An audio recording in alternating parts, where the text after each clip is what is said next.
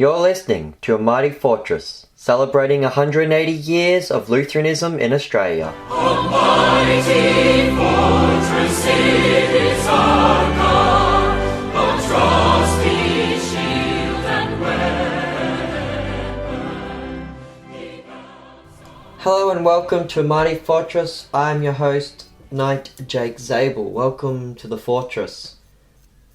Now, on a previous episode of A Mighty Fortress, episode 19 to be exact, I did an episode called Why I'm a Monarchist, where I discussed why I support the idea of having a monarchy rather than a democracy. And I focused on male headship and the doctrine of vocation and how that all relates together.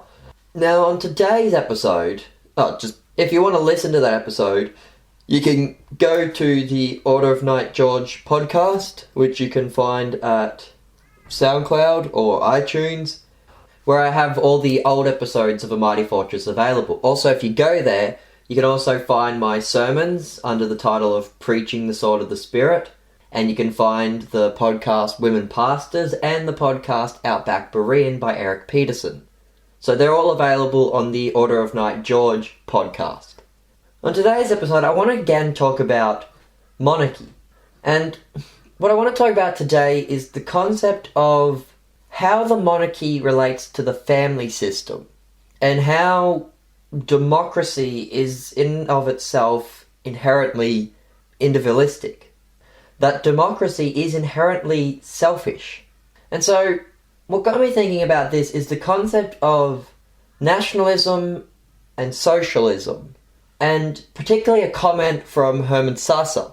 Because Hermann Sasse explained that the difference between communism or socialism and Christianity is this concept of that communism says what is thine is now mine, whereas Christianity says what is mine is thine.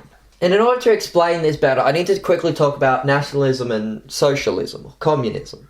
See, the issue with nationalism is that it focuses on this concept of for the nation. That everything is for the nation, for the growth of the nation. So in Australia, it's for Australia. That means we have to step over people, it means we need to sacrifice people. As long as the nation grows, as long as the nation progresses, as long as the nation gets better, it doesn't matter who suffers. That's the underlying problem of nationalism. Now, socialism is this idea of for the people. It's the people. It's not Australia, but Australians. And now, at face value, that sounds pretty good. You're like, oh yeah, well what's wrong with being for the people? I mean, shouldn't we all care about the people? Yeah, but the problem with socialism is this concept of the people. It does away with individualism. It does away with the individual person. It does away with the individual Australian. See, it's not about for the Australian. It's for the Australians. It's all about the society, the people, and it's this generic blob called the people.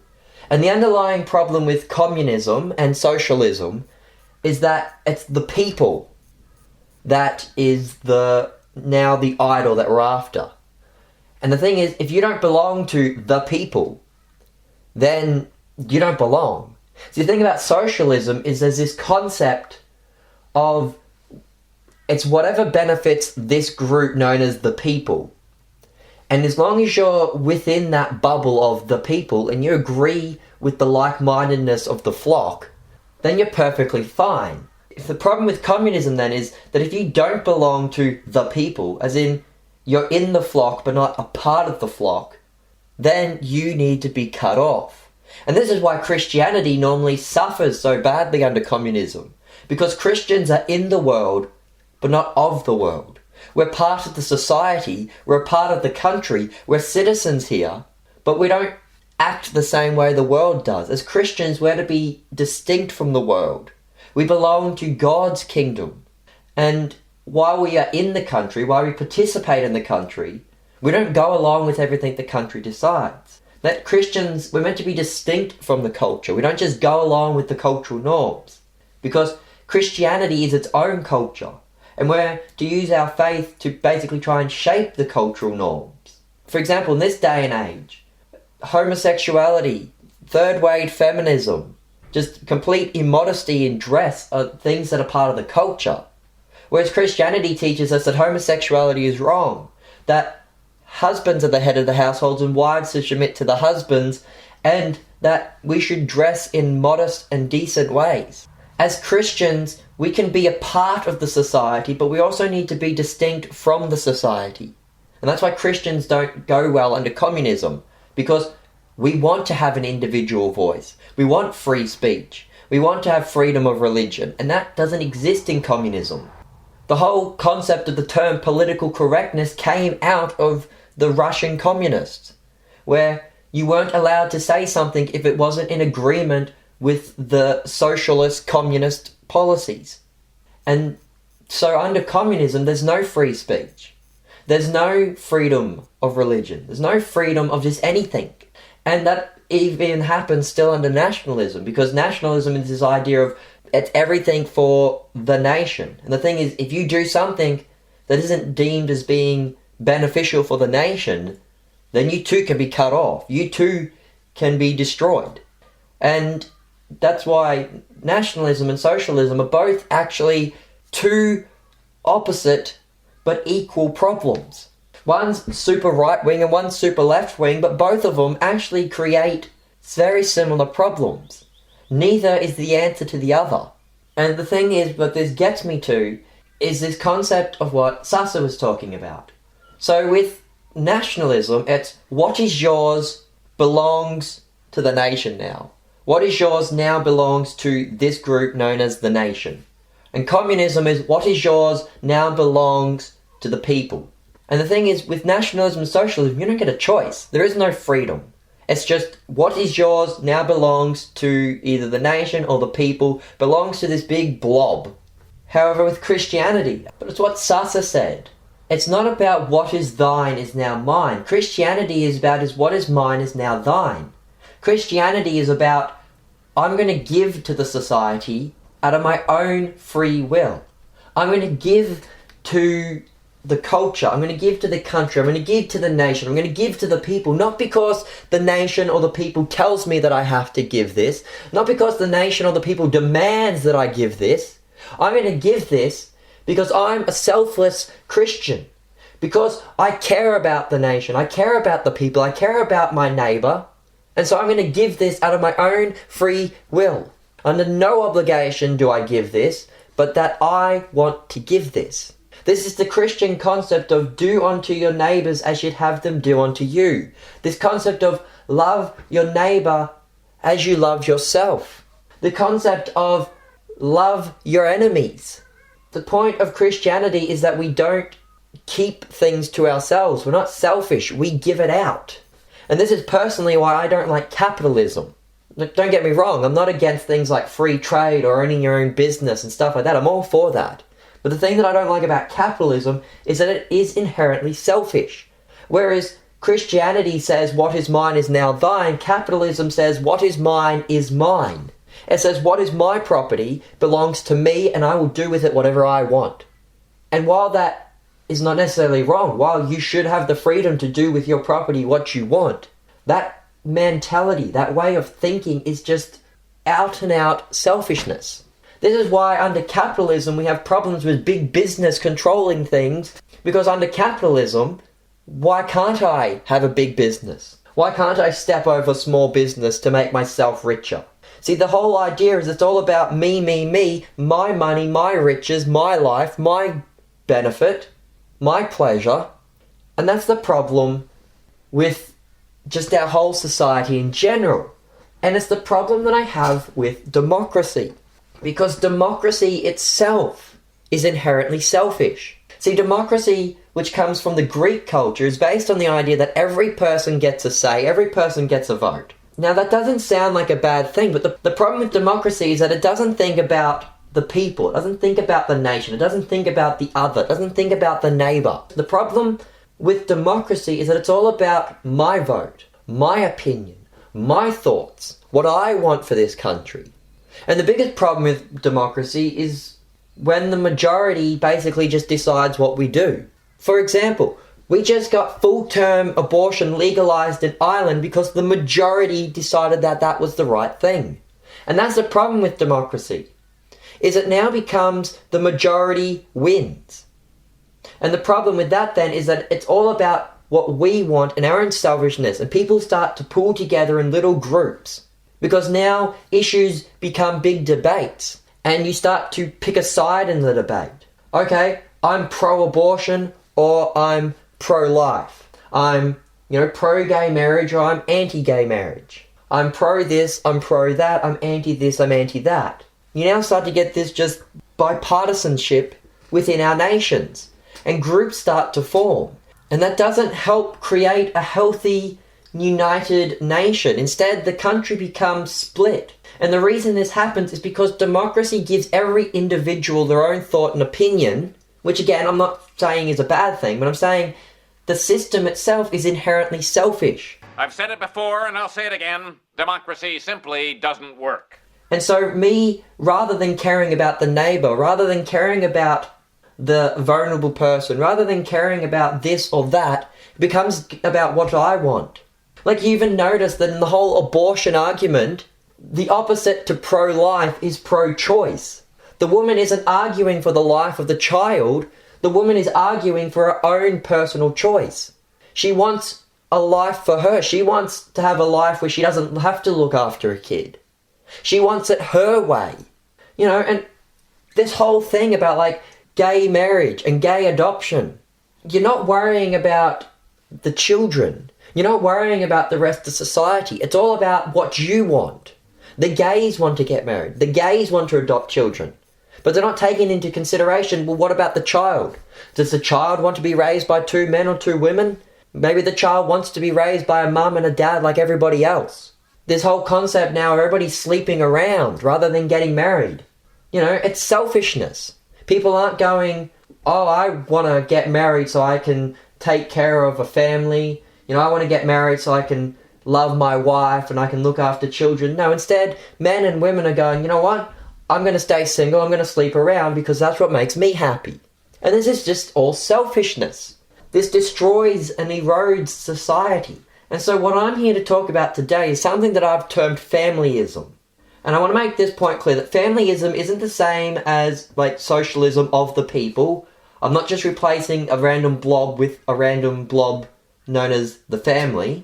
This isn't the same thing as tribalism. Tribalism is that identity politics concept where we need to pull off into our little groups, into our little tribes, we need to be men versus women, or we need to be women versus men, we need to be whites versus blacks, blacks versus whites. No, I'm against all that because that's just sexist and racist and bigoted and all that stuff.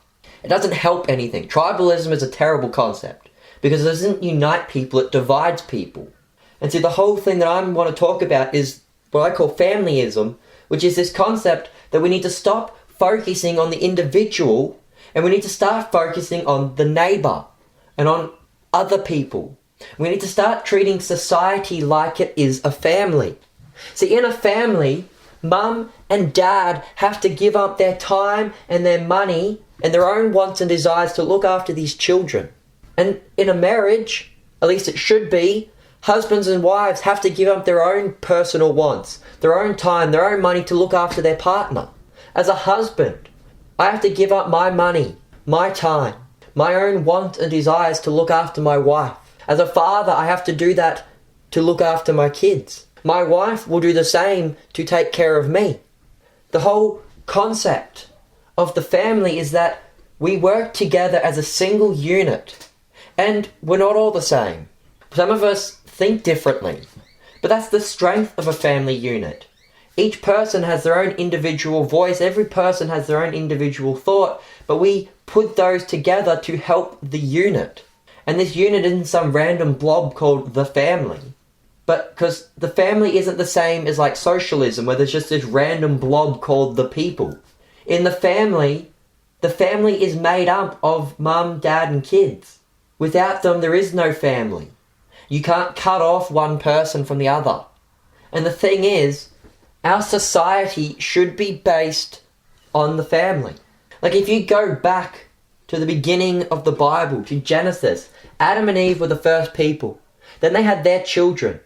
And as their family grew, it became a wider family. It became a tribe. And then you have Cain going and building a city and starting a city-state. And eventually nations are formed. And they all grow out of the family. And if you look at like Luther's large catechism and Luther's small catechism, when he talks about the fourth commandment, which is honouring your mother and father, Luther makes the point that the parents are the government.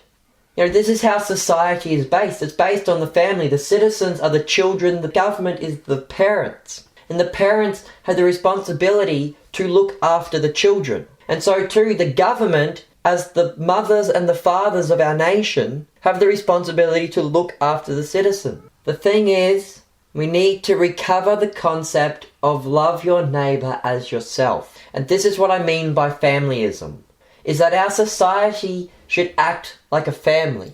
That we should understand that we are a united unit. And that everything we do is for the care of everyone else. Like, my actions are for the good of everybody else. My actions should be for the care of my neighbour. And see, the difference here between familyism and socialism is that with socialism, it's my actions should be done to benefit the people. Now, I am saying that with familyism, my actions should be done to benefit the family. But in this sense, I'm treating the family not as this blob of people, but as each individual person. That what I do should benefit that person, and that person, and that person.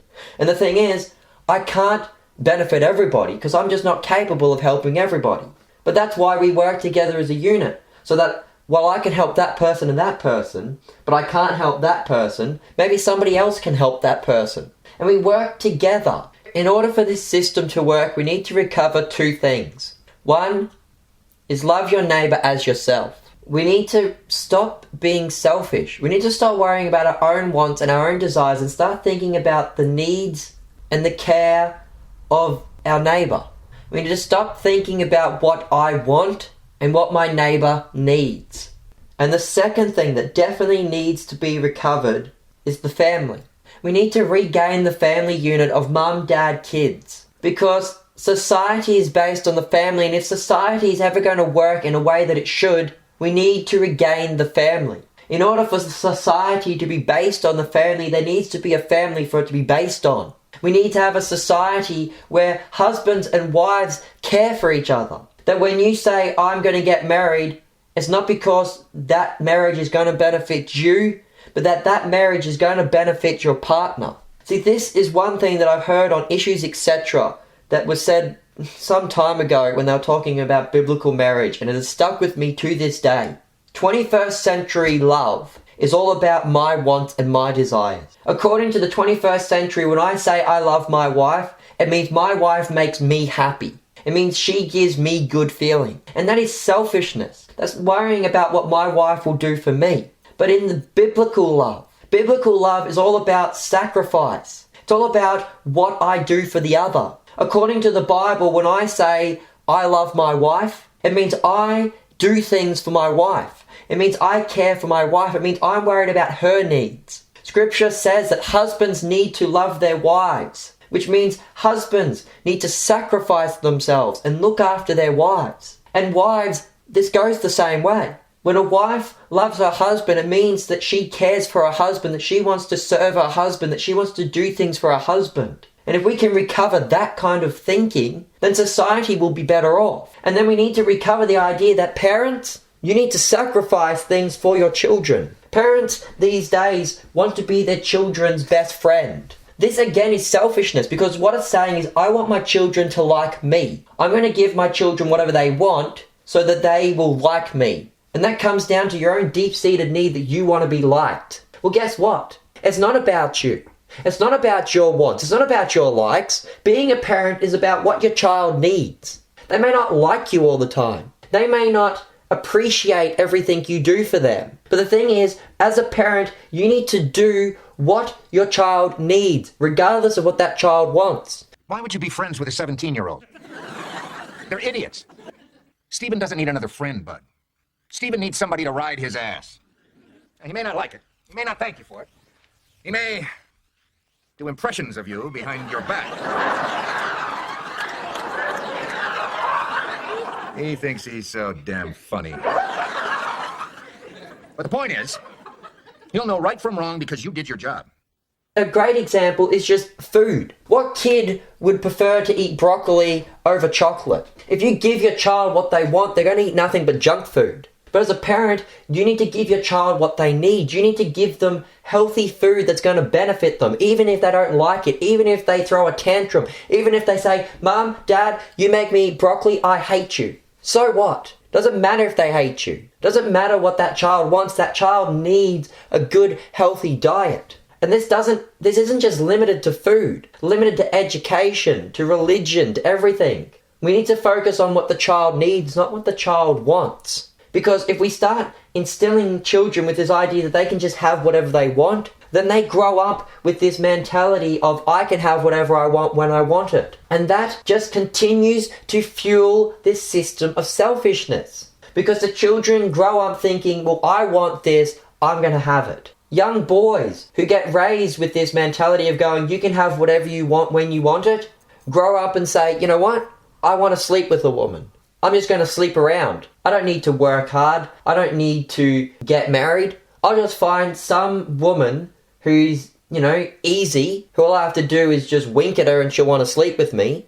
And the men, they don't improve, they don't get better, they don't go out of their way to say, you know what, I need to woo a woman, I need to court a woman, I need to make this woman feel special, and then I need to do the right thing and marry her, and then I can sleep with her. No, the young men say, I want sex, I want it now, I'm going to find a woman who will give it to me whenever I want it, and then they go and find some bimbo out there who'll sleep with them. And it just comes from this concept of selfishness, and it just comes from this destruction of the family unit. People have stopped thinking about the other, and everybody in our society thinks about themselves. We live in a selfish me generation.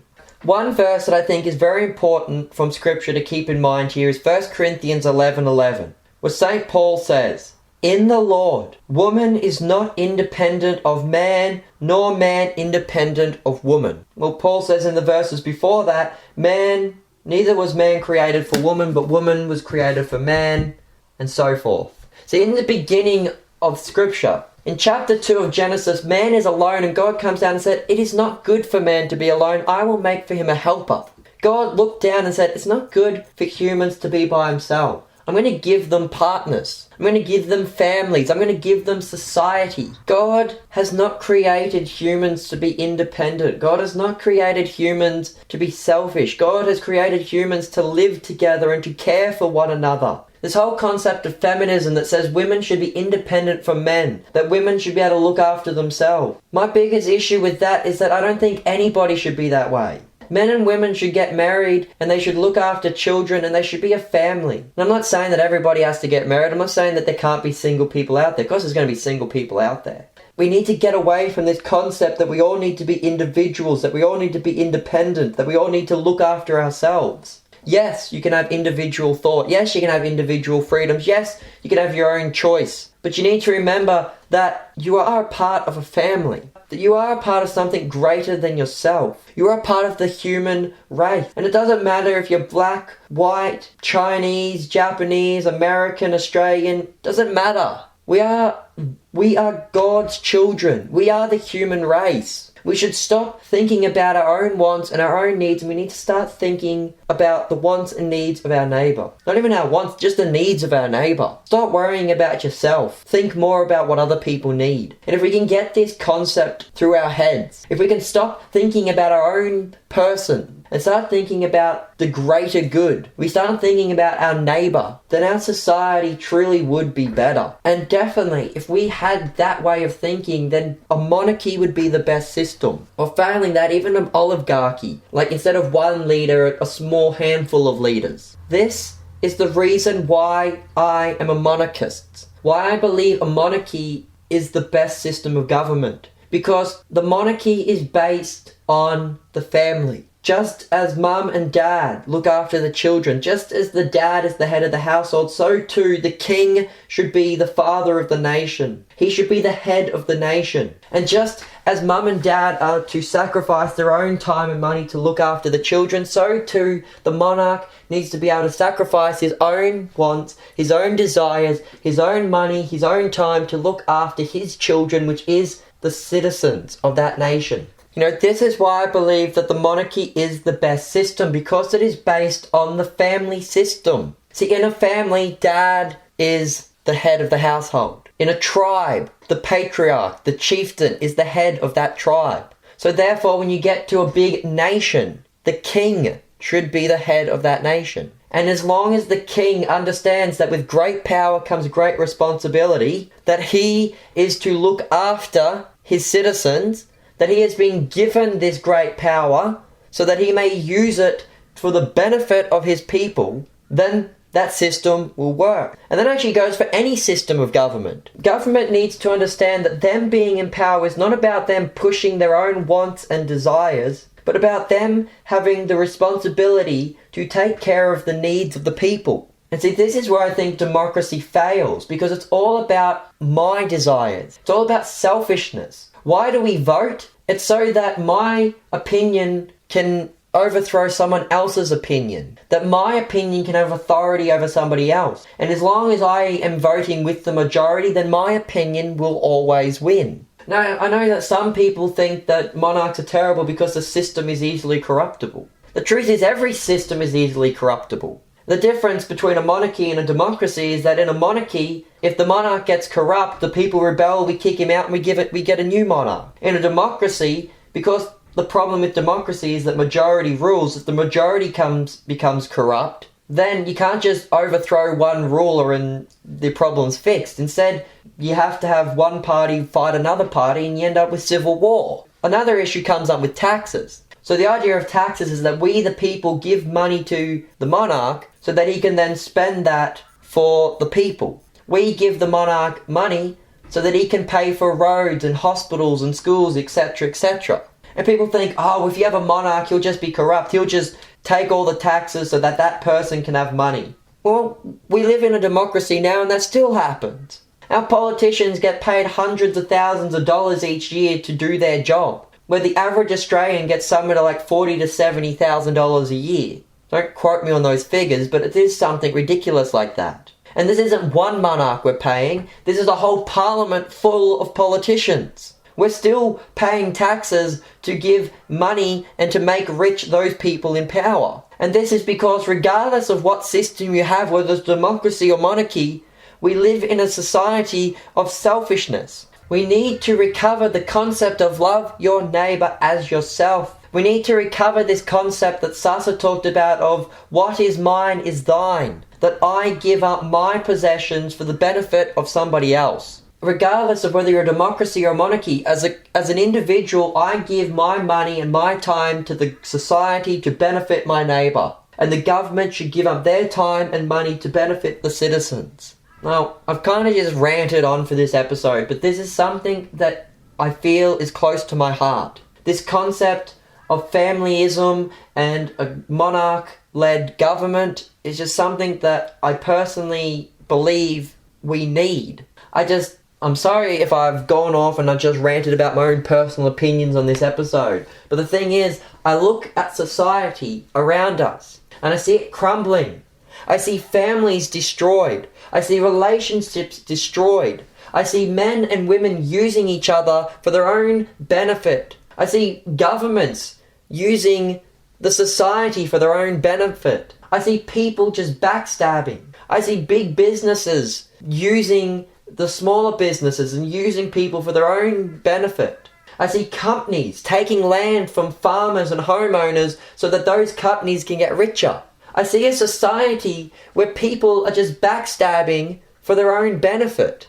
I see a society that is me-focused, that teaches us that you should have whatever you want whenever you want it. And this just is wrong. This isn't scriptural. The Bible teaches us that we should love our enemies, we should love our neighbours, that we should do to others as we'd have them do to us, that we should give up our own possessions and our own time to help our neighbour, that we should be cheerful givers, that we should give money to people, that we should help those in need, that we should help the suffering, help the vulnerable, defend the sick and the dying, to defend the unborn. We need to stop focusing on our own wants and our own desires and our own choices and our own opinion. And we need to focus on the lives and the needs of those people out there who need us to take care of them. And if we can think like that, if we can recover this concept of sacrificial love for our neighbour, then I truly believe the world would be better off. If we could be like Christ, that we could lay down our own lives for our neighbours, that we could lay down our lives for our partners and our children, if we could lay down our lives for our citizen and for our neighbours and our brothers and our sisters and everybody else, if we could love like Christ loved us, if we could sacrifice ourselves like Christ sacrificed himself for us, then I truly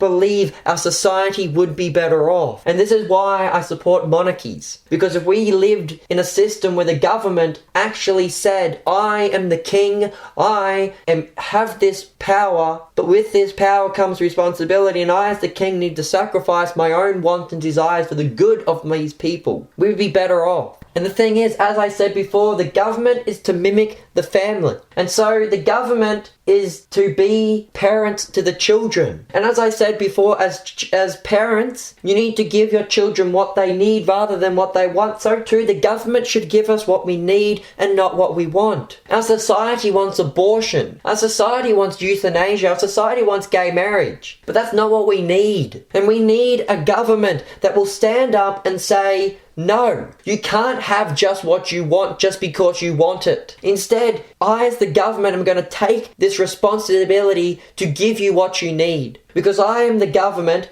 have been given this power to be responsible with it. I have the power to give you what you need rather than what you want, and I'm going to be a faithful, responsible leader, and I'm going to give you what you need. We need a government and a society like that. And in order to achieve that, we need to recover the family unit, and we need to recover the concept of love your neighbour as yourself. And I'm sorry that I spent this whole episode ranting, but again, this is a topic that is close to my heart. And it pains me to see the society suffering the way that it is. You know, I don't have all the answers to fix society, and I may have said things in this episode that may even be wrong. But I truly believe that in order to fix society, we need to recover the family unit, and we need to start being sacrificial and loving our neighbour as ourselves. I have been your host, Knight Jake. Thank you for listening to this episode. Goodbye and God bless.